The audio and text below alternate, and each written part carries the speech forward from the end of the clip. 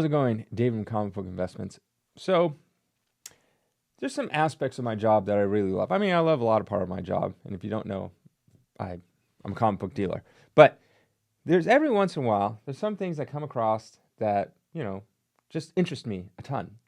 Um, and I guarantee you, no one in this video will probably even like what I'm gonna say, or even like be able to familiarize what I'm talking about. And it was like, David, this is dumb. Why are you even bringing this up? Why are you even making a video? I wasn't even going to make a video, but then I went down this rabbit hole, and sometimes I love to going down rabbit holes of random things. And I just found this so fascinating, and I'm sure no one else will. There's probably like one other person will find this fascinating. I tell this story to people around me, not just on YouTube, and no one found it fascinating. But I'm gonna tell you guys because maybe someone out there will find this fascinating and be like the same as me and like find interesting things find things like this interesting. So what am I talking about? Okay, so I got this, Spider-Man 129. I bought this from basically someone had like a collection that they came in.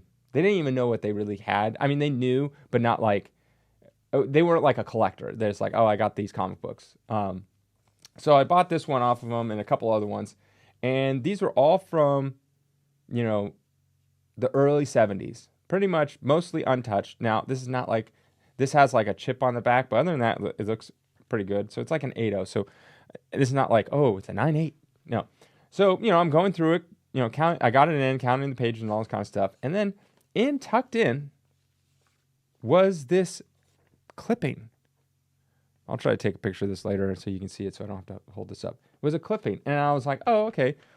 This person right here in this clipping, this is where most of you are going to like click off because it's that you probably will not find this interesting. But I did. This clipping is like it looks like some kind of beauty contest. And I'm like, oh, that's interesting. And it came out the exact same time as this book. So I was like, oh, that's really cool. So this person bought this comic book back in 1973, I think it was.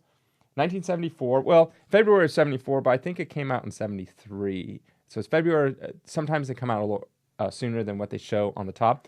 And they probably got this was in the TV guide. This was from December 29th, 1973. So they probably got this, sometime in the beginning of January.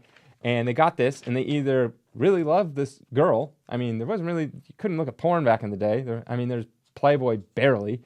And probably liked this girl and cut her out and tucked her away in the comic book. So his parents couldn't find the picture, I guess. I don't know. But anyways, so to me, I'm like, oh, that's interesting. That's very interesting. Maybe I should look this person up, see if I can find who this person is. So let me tell you who this person is. So this right here is Marjorie Wallace. I was able to find information on her. So turns out she was the first ever winner of the Miss World's beauty contest. So they have, Miss Universe, Miss USA, Miss, whatever state you're in. But then they decided to combine them all together, Miss Worlds. She was the first ever winner back in 1973. And so this is what this picture is from. Now this is where it gets interesting. So she first won Miss Indiana, and then she went on to be Miss World. She didn't really want to do it, but she ended up going. She ended up winning. She gets her crown. During this time, she was dating a Formula One racer. Okay? She's dating, they're engaged. They're engaged to get married. And she wins this, all great and dandy. Like 2-3 months later, they find out she's having an affair with Tom Jones, the singer. It's not unusual. That guy. She's having an affair. So she's the first ever winner, and the first time they took away someone's crown. I don't think they've ever taken anyone's crown away for Miss Worlds ever since. So 100 days later, she lost her crown after she won it. And then they offered it to the next person, and the next person, I don't want that tainted thing. So then, she cheated with on her Formula F1 racing fiance. He ends up dying 6 weeks later. And then she gets all depressed, tries to kill herself. Her sister finds her, overdosed on some like pills or something like that. She, I guess, she said she was just depressed and all that kind of stuff. And then so after that, pretty much she started doing like some TV work, and she was a host and anchor. She did like news stuff, and this kind of, went on. She later married a guy who owned the San Diego Chargers, the football team.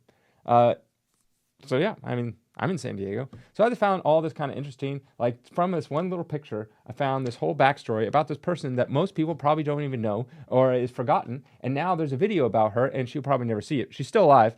I found a recent picture of her, and yeah, just this kind of stuff is very interesting. I'm sure no one is watching at this point, but yeah, I found this interesting. This was tucked away, and it's like, I wish I could go back in time and find out the reason why this person, probably a guy, cut this out and hid it all these years and then untouched. This was untouched. Imagine if this person would have sold it to someone else, something like that. Someone would be like, read it and like, oh, what's this? And thrown it away or something like that. But it lasted 50 years. 50 years. That's crazy that this comic's that old. 50 years in this comic for me to find and then for me to make a video on it and for no one to watch it. But I found this interesting.